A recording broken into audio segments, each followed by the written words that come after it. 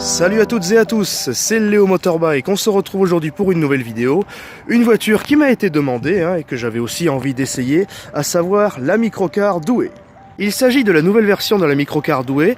On pourrait l'appeler la Doué 6. Vous pouvez constater qu'elle a exactement la même calandre et face avant que la MGO. En revanche, c'est une version milieu de gamme, donc celle-ci n'est pas équipée des feux anti-brouillard, mais on a quand même les feux de jour, car évidemment ils servent de clignotant sur cette version-là. Et vous pouvez voir la petite bouille. Ce qui concerne l'avant, il est plutôt joli. Je le préfère franchement à la version X de la MGO, mais la différence de cette voiture se trouve sur le côté. En effet, l'arrière est complètement coupé à la manière d'une Fiat 500. L'arrière est plutôt sobre, mais franchement il n'est vraiment pas moche. On retrouve un petit côté de la vraie Doué. La vraie Doué était une voiture qui était censée concurrencer les Minoto. Vous aviez toute cette partie-là qui était entièrement en verre. Personnellement, je préférais, je trouvais que ça donnait un côté citadine un peu plus prononcé que sur celle-ci. Mais bon, on va pas jurer, la voiture est quand même plutôt jolie. Concerne les phares, ce sont des phares traditionnels. J'aurais quand même préféré des feux à LED ou encore xénon, mais compte tenu du prix de la voiture qui est d'environ 11 000 €, on ne va pas se plaindre, surtout qu'il y a des feux de jour qui, eux, sont à LED. Les feux arrière également sont des feux à LED, il n'y a pas de troisième feu stop car il n'est pas obligatoire il me semble. En revanche vous avez un feu anti-brouillard à l'arrière, le feu de recul et les clignotants qui sont à LED également. Côté esthétique maintenant, la voiture est chaussée de jantes 15 pouces qui sont plutôt jolies avec des petits inserts métallisés et les jantes qui sont entièrement noires. La voiture est équipée de freins à disque à l'avant et à l'arrière, ce qui permet un freinage plutôt correct. L'ABS n'est pas de série sur la voiture, ni même en option, ce qui est fort dommage.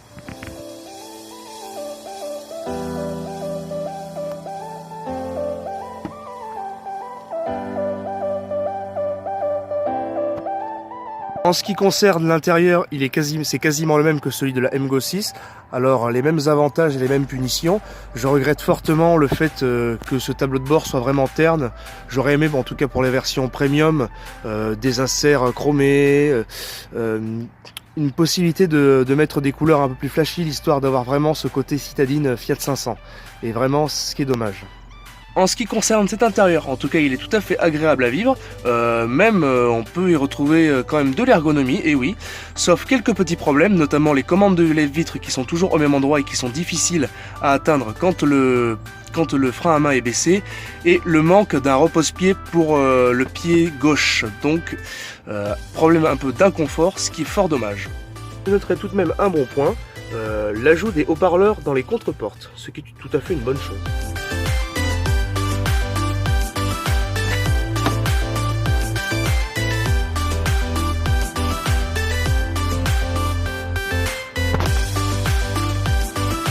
Ce qui est du coffre, l'espace est tout à fait correct à l'intérieur, il n'y a pas de souci de ce point de vue là. En revanche, le seuil de chargement est incroyablement grand. Je peux mettre ma main entière et le problème c'est que pour charger des objets encombrants, c'est vraiment difficile. De même pour ce plancher par terre qui ne va pas jusqu'au bout. Alors j'imagine que c'est pour qu'on puisse reculer les sièges au maximum pour les personnes de très grande taille, mais en tout cas c'est dommage de ne pas avoir une option pour recouvrir tout ça.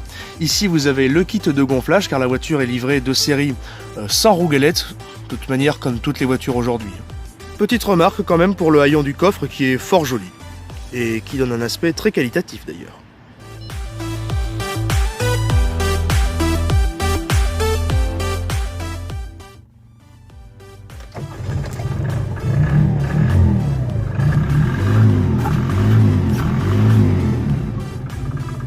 Nous voici à bord de la microcar Doué. Alors si je dis MGO de temps en temps, je ne sais pas pourquoi j'ai tendance à l'appeler la MGO, donc c'est normal, vous en faites pas. Alors finalement, ce moteur, il est pas si mal que ça à la conduite. Alors est-ce que c'est parce que la voiture est plus légère ou autre chose? Je ne sais pas. Peut-être que je partais aussi avec un a priori sur le Progress, c'est fort possible aussi. Donc voilà, donc je vais faire une petite accélération comme d'habitude et puis après je vous montrerai mes impressions pour ce qui est de la voiture.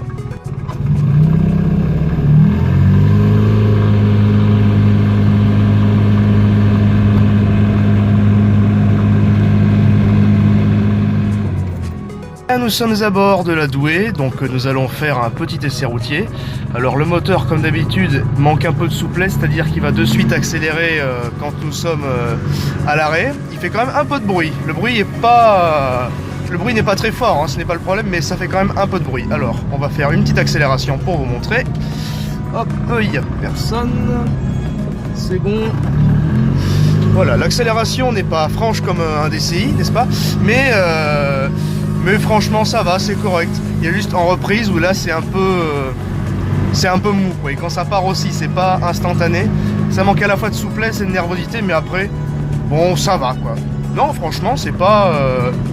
Après, quand je dis ça manque de souplesse et de nervosité, forcément, je la compare au DCI. Mais franchement, quand vous êtes en route, ne serait-ce que de vous placer à 30 par exemple, comme ça, il n'y a pas de souci, vous n'avez pas de problème à maintenir l'allure. Et ça va pas brouter quoi quand vous allez repartir. C'est simplement à l'arrêt quand vous démarrez. Mais n'oubliez pas que les moteurs Yanmar faisaient de même, donc c'est pas un défaut propre à cette voiture là, c'est simplement la technologie embarquée qui fait ça. Bon, la vitesse de pointe elle est correcte. Vous avez comme d'habitude largement de quoi vous insérer dans la circulation sans trop de soucis. Et puis franchement, non, ça va. Pour une VSP, ça reste correct. Hein. Il faut remettre les choses dans leur contexte. Pour une VSP, ça reste largement correct. Seule petite ombre au tableau, la direction qui reste un peu dure. J'ai testé une Exam il y a quelques temps et la direction était quand même beaucoup plus souple. Surtout pour les manœuvres de parking. C'est la seule... Finalement, c'est le seul gros défaut de la voiture. Hein. C'est la direction qui est... Enfin, gros défaut encore. La direction qui est un peu dure. Alors, je vais vous faire une petite conclusion et je vous donnerai mon avis. Eh bien, voici venu le temps de la conclusion, et non pas des rires et des chants.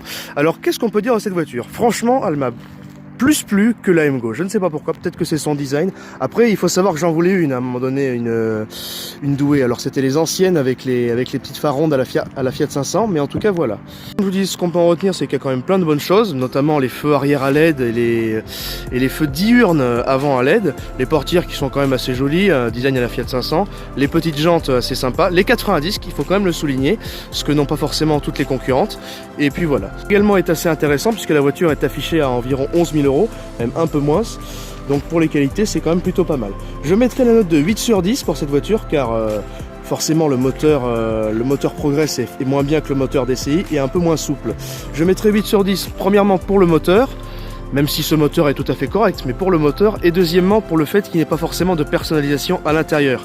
J'aurais préféré, à la limite, pas du cuir, mais des choses comme ça, qu'on puisse avoir une personnalisation un petit peu plus forte, comme les Fiat 500. D'autant plus que le toit, lui, en tout cas, est noir, donc ça donne un truc qui est plutôt sympa. Et puis voilà, il y a quand même 2-3 défauts qui font que cette voiture n'a la note de 8 sur 10. Mais sur ce, moi je vous dis à une prochaine, et puis salut!